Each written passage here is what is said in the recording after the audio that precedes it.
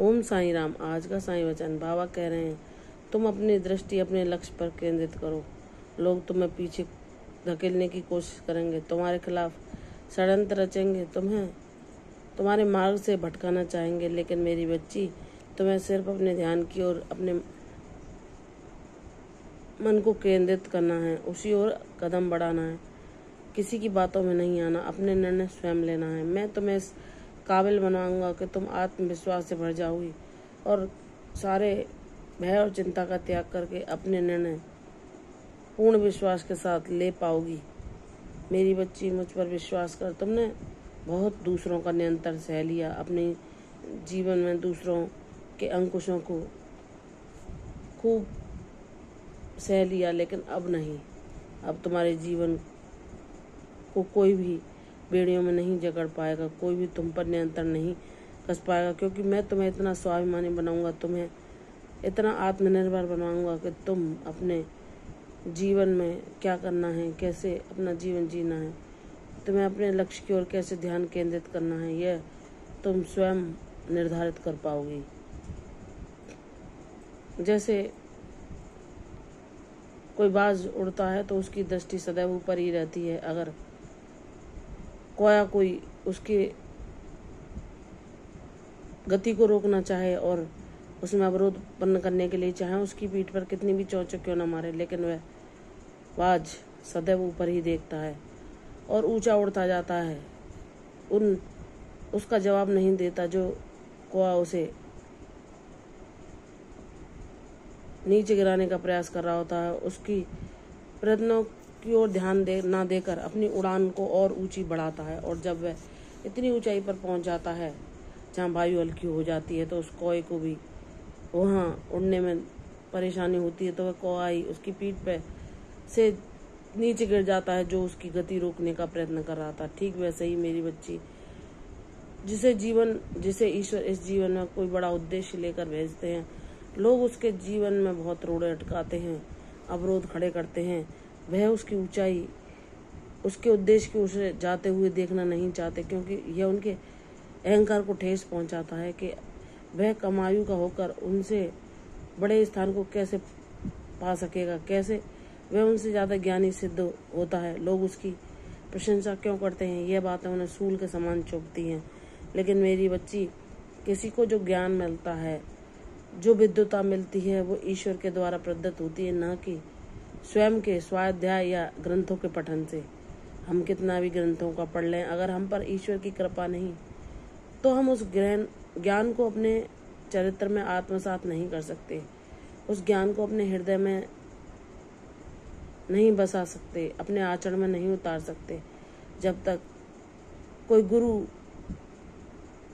हमें हमारे अवगुणों को हटाने के लिए हमारे साथ ना हो, जो हमें हर पल हमारे कमियों की ओर ध्यान इंगित कराकर हमें प्रेरित करे उनसे मुक्त होने के लिए, तब तक यह संभव नहीं कि हम पूर्ण ज्ञानी बन जाएं या अपने हृदय में स्थित ईश्वर को जान सकें, पहचान सकें।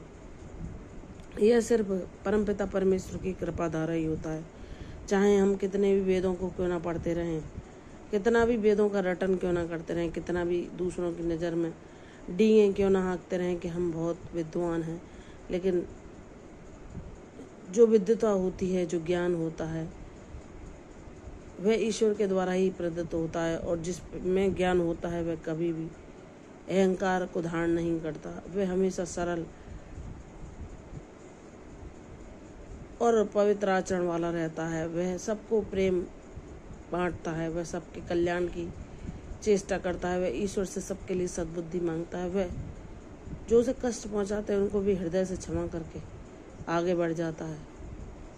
तो मेरी बच्ची, तुम निश्चिंत रहो। तुम्हें कोई कितना भी पीछे खींचने की कोशिश क्यों ना कर ले, लेकिन यह तुम्हारा गुरु तुम्हें तुम्हारी मंजिल तक पहुंचा कर ही दम लेगा, क्योंकि तुमने सत्य का मार्ग चुना है, तुमने भक्ति का मार्ग चुना है, तुमने अपने गुरु को आत्मसमर्पण किया है, तुमने अपने सारे निर्णय, अपना सारा जीवन उस गुरु को समर्पित कर दिया है कि वह उसे अपनी इच्छा अनुसार चलावे।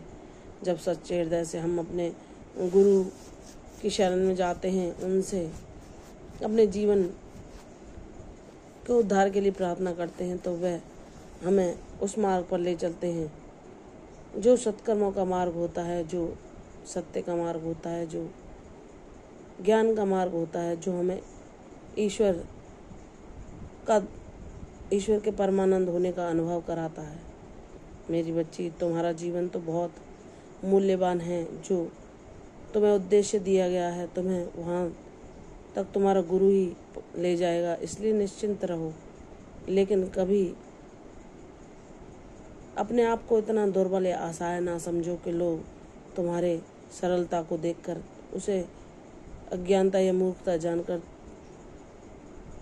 तुम पर अपना नियंत्रण चलाना चाहें या तुम्हारे भोलेपन का फायदा उठाना चाहें। मेरी बच्ची, अपने ज्ञान को आचरण में लाओ। मौन को अपना साथी बनाओ, जितना आवश्यक हो सिर्फ उतना ही बोलो, क्योंकि लोग तुम्हारी बातों को गलत तरीके से लेकर और तुम्हें ही तुम्हारे बाग के जाल में फंसा देते हैं और तुम्हें दुख देते हैं। इसलिए मेरी बच्ची, जो तुम्हारी ऊर्जा के नहीं है, जो तुम्हारे जैसे नहीं है, वे तुम्हें नहीं समझ सकते। और ईश्वर तुम्हारे जीवन में उन लोगों को, ऐसे मित्रों को अवश्य लाएगा जो तुम्हारे जैसे होंगे, जो तुम्हें जान सकेंगे, तुम्हारी भावनाओं को सम्मान कर सकेंगे और तुम्हारे पथ पर आगे बढ़ने में तुम्हारी सहायता कर सकेंगे। मुझ पर विश्वास करो, सब कुछ शुभ होगा, सब कुछ सही समय पर होगा, सब कुछ तुम्हारे कल्याण के लिए होगा। तुम्हारी विजय तुम्हारे सारे दुर्भाग्यों को दूर कर देगी। मुझ पर विश्वास करो, शीघ्र ही वह शुभ समय आएगा। प्रसन्न रहो, यशस्वी भव, दीर्घायु भव। कल फिर आऊंगी साईं चरण, तब तक के लिए ओम साई राम।